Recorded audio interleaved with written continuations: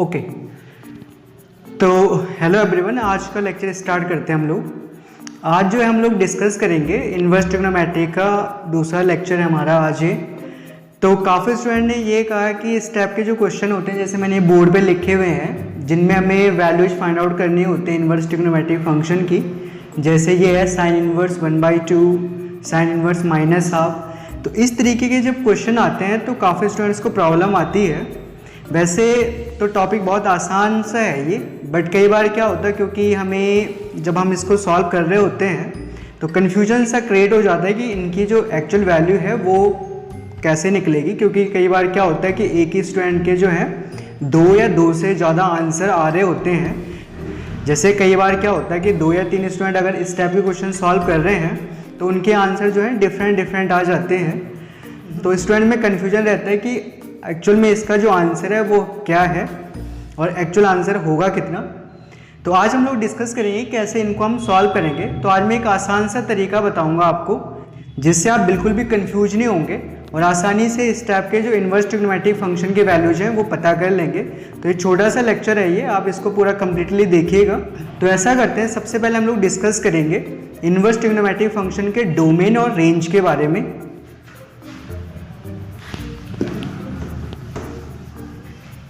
तो मैं ऐसा करता हूँ, यहाँ पर एक टेबल बनाता हूँ जिसमें मैं इन्वर्स ट्रिग्नोमेट्रिक फंक्शन के डोमेन और रेंज जो है आपको बताऊंगा। काफ़ी स्टूडेंट्स को पहले से ये पता होगा, लेकिन एक बार आप फिर से जो है मेमोराइज कर लीजिए मेरे साथ। तो जैसे यहाँ पे हम लोग इन्वर्स ट्रिग्नोमेट्रिक फंक्शन लिख रहे हैं, साइन इन्वर्स एक्स, दूसरा आपको पता है cos inverse X, then tan inverse X, then cot inverse X, sec inverse X, and last में हमारे पास आ जाएगा कॉसेक इन्वर्स एक्स। यहां पे हम लोग लिख रहे हैं डोमेन और यहां पे हम लिख रहे हैं रेंज, या जिसे हम लोग कहते हैं principal value.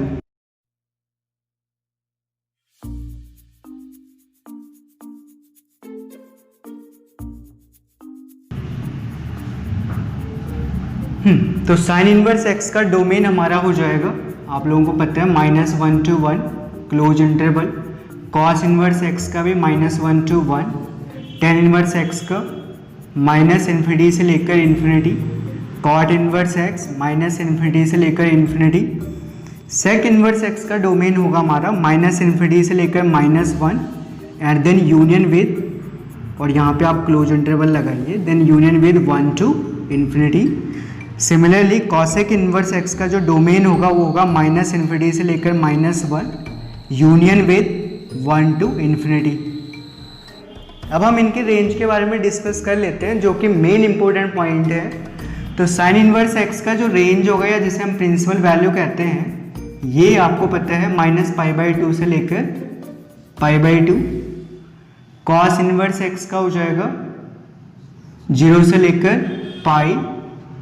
Tan inverse x का होता है ओपन इंटरवल -π/2 से लेकर π/2, एंड कॉट इनवर्स एक्स का आपके पास आ जाता है 0 से लेकर पाई। नाउ सेक इनवर्स का होगा close interval 0 to pi, but इसमें से हम लोग π/2 को रिमूव कर देंगे, माइनस कर देंगे। एंड कॉसेक इनवर्स का जो प्रिंसिपल वैल्यू होगा, या जो इसकी रेंज है, वो हो जाएगा क्लोज इंटरवल -π/2 से π/2, और इसमें से हम लोग क्या है 0 को रिमूव कर देंगे। तो सबसे पहले तो आपको ये टेबल जो है मेमोराइज कर लेनी है। हाइवर जो तरीका मैं आपको बताऊंगा आज फाइंड आउट करने का, इन्वर्स ट्रिग्नोमेट्रिक फंक्शन की वैल्यू फाइंड आउट करने का, उसके लिए इस टेबल की ज़रूरत हमें नहीं पड़ेगी, बट फिर भी नॉलेज की खातिर आप इसको पहले याद कर लें। तो अब हम लोग आते हैं मेन पॉइंट पर कि इन्वर्स ट्रिग्नोमेट्रिक फंक्शन की वैल्यूज हम कैसे पता करते हैं। तो इसके लिए मैं 2 लिस्ट बनाऊंगा। एक तरफ तो मैं इन्वर्स ट्रिग्नोमेट्रिक फंक्शन में जो वैल्यूज हैं वो पॉजिटिव रखूंगा, और दूसरी तरफ मैं इन्वर्स ट्रिग्नोमेट्रिक फंक्शन में जो वैल्यूज हैं वो नेगेटिव रखूंगा। और एक बार में ही आप समझ जाएंगे कैसे हमने ये वैल्यूज निकालनी है। तो चलिए स्टार्ट करते हैं।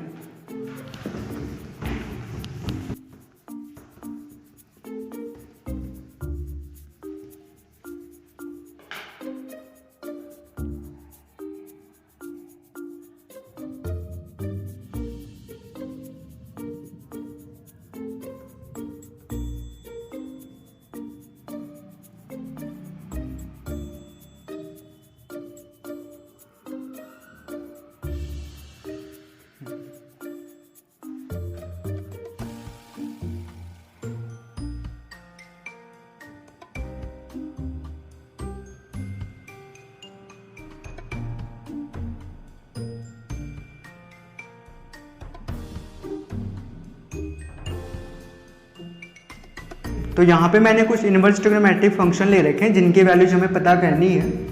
जैसे अगर आप देखोगे इस साइड मैंने साइन इनवर्स 1/2, कॉस इनवर्स 1/2 और टेन इनवर्स 1/√3 ले रखे हैं।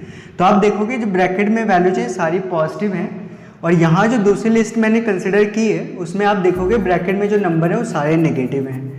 तो आपको कन्फ्यूजन नहीं होना, जैसे मैं आपको बता रहा हूँ बस आपको ध्यान से देखने हैं। जब कभी यहाँ पे पॉजिटिव आए तो आपने क्या करना है, देखिए आपको पता है कि 1/2 साइन में किस एंगल की वैल्यू होती है, साइन π/6, दैट इज साइन 30 की वैल्यू होती है।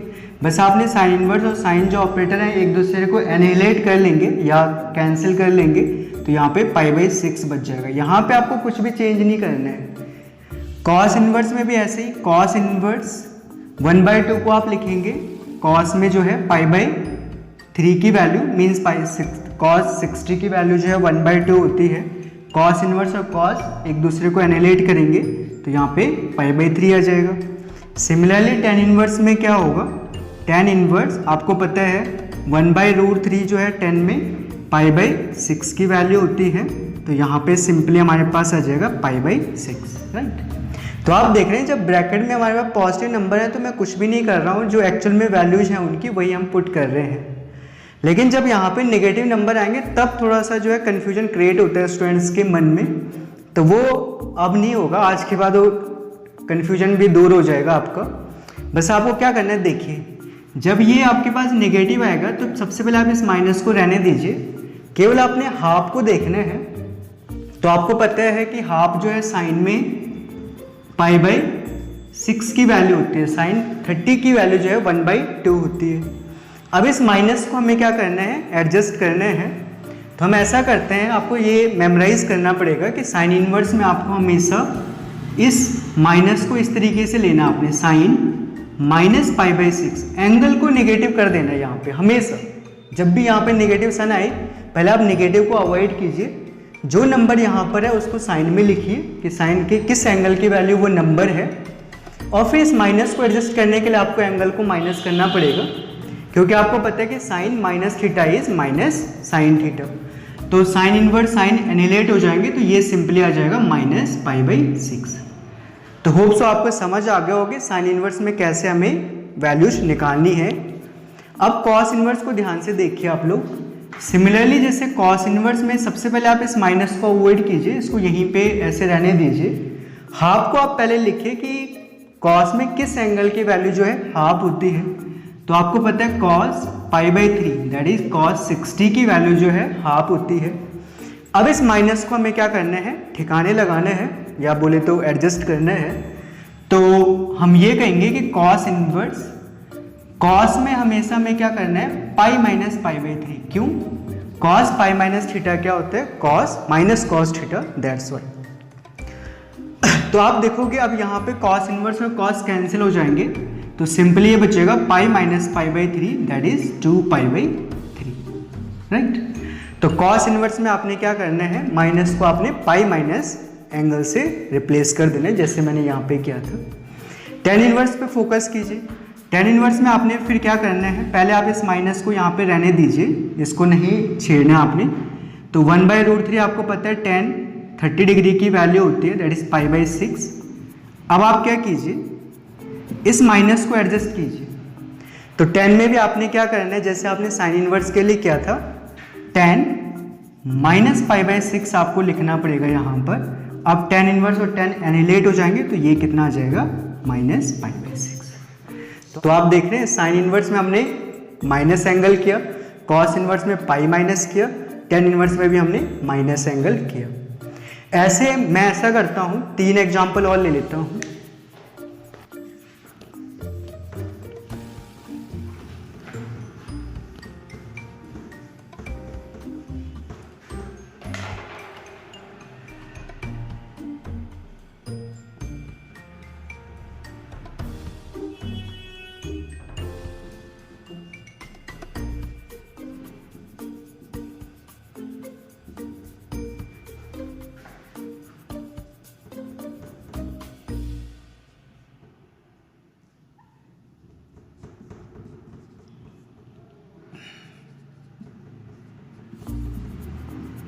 तो चलिए अब मैं ऐसा करता हूँ, एक नई लिस्ट बनाता हूँ जो बाकी रिमेनिंग छूटे हमारे इनवर्स ट्रिग्नोमेट्रिक फंक्शन थे उनकी वैल्यूज भी हम निकालेंगे।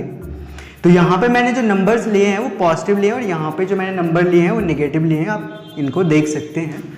तो कॉट इनवर्स में तो सिंपली आपने क्या करना है, आपको पता है 1/√3 मैंने यहाँ पे ले रखा है, जो कॉट π/3 मतलब cos 60 की वैल्यू होती है। इसका मतलब ये हुआ कि ये सिंपली कितना आ जाएगा π/3। तो आप देख रहे हैं मैंने कुछ भी नहीं किया इसमें, जितना एंगल है वही पुट किया। सेक इनवर्स में भी आपने कुछ नहीं करना है, सीधे सीधे यहाँ पे वैल्यू लिखनी है π/4। सेक π/4 की वैल्यू √2 होती है, तो ये सिंपली आ जाएगा π/4। कॉसेक इनवर्स में भी आपने ऐसे ही करना है, कॉसेक π/4 की वैल्यू होती है √2, तो ये भी हमारे पास कितना आ जाएगा, सिंपली π/4 आ जाएगा। तो जब यहाँ पे पॉजिटिव नंबर है तो हम लोग सीधे सीधे एंगल ले रहे हैं, जो ट्रिग्नोमेट्रिक फंक्शन में जिन एंगल की वैल्यूज वो होती हैं, ये जो नंबर्स हमने लिए हुए हैं। लेकिन जो नेगेटिव में जब नंबर आ रहे हैं तब आपको केयरफुल रहना है। तो कॉट इनवर्स में भी आप देखिए, सबसे पहले आपने क्या करना है, माइनस को रहने दीजिए। 1/√3 आपको पता है कॉट π/3 की वैल्यू होती है। अब कॉट इनवर्स में इस माइनस को कैसे हमने एडजस्ट करना है तो वो आपने सीखना है। कॉट इनवर्स के लिए आपने क्या करना है, इसको जो है π-π/3 करना है आपने। मतलब आपने क्या किया, माइनस को आपने π-θ की फॉर्म में लिखना है। तो ये कॉट इनवर्स से कॉट कैंसिल हो जाएगा, तो ये सिंपली आ जाएगा 2π/3, π-π/3 दैट इज 2π/3। सेक इनवर्स -√2 को देखिए आप कैसे सॉल्व करोगे। सबसे पहले आप माइनस को रहने दीजिए, √2 जो है सेक में π/4 की वैल्यू होती है। अब आपने इस माइनस को एडजस्ट करना है, तो आपने क्या करना है, सिंपली इसको लिखिए आप सेक, इसको भी आपने π-π/4 की फॉर्म में लिखना है, ठीक है, क्योंकि सेक π-θ भी माइनस सेक θ होते हैं। तो ये इससे कैंसिल हो जाएगा, तो यहाँ पे आ जाएगा हमारे पास 3π/4, ये इसका आंसर हो जाएगा। कॉसेक इनवर्स -√2 कैसे निकालेंगे, कॉसेक इनवर्स करना है, माइनस पहले रहने दीजिए, √2 कॉसेक में π/4 की वैल्यू होती है।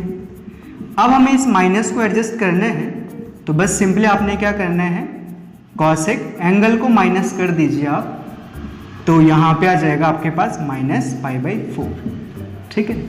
तो इस तरीके से जो आप इनवर्स ट्रिग्नोमेट्रिक फंक्शन की वैल्यूज पता करते हैं। बट होता क्या है, काफ़ी स्टूडेंट को जो है रेंज डोमेन नहीं पता होती है, तो वो सोच रहे होते हैं कि इसकी वैल्यू कितनी आती है। तो क्योंकि ट्रिग्नोमेट्रिक फंक्शन पीरियोडिक फंक्शन होते हैं, तो किसी भी ट्रिग्नोमेट्रिक फंक्शन की डिफरेंट एंगल पर वैल्यू जो है सेम हो सकती है, तो उस वजह से जो है डिफरेंट स्टूडेंट के डिफरेंट आंसर आ सकते हैं। बट अगर आपके कॉन्सेप्ट क्लियर है तो आपके आंसर भी सही आएंगे। बट होता क्या है कि काफ़ी लेट लग जाते हैं ऐसा सोचने में। तो बस अगर आप ये तरीका याद रखें कि भाई हमने क्या करना है कि पॉजिटिव आएंगे तो एंगल में कोई चेंज नहीं करना है, नेगेटिव आएंगे तो जैसे साइन इनवर्स में क्या करना है, कॉस इनवर्स में क्या करना है, टेन इनवर्स में क्या करना है, कॉट इनवर्स में हमने क्या किया, सेक इनवर्स में हमने क्या किया और कॉसेक इनवर्स में हमने क्या किया।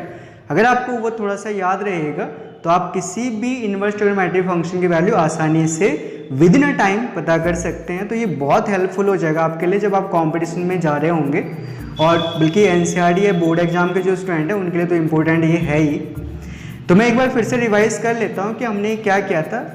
पॉजिटिव जब वैल्यूज थे तब तो कुछ नहीं करना है, सेम एंगल ही रखने हैं, पर निगेटिव में आपको थोड़ा सा याद रखना है।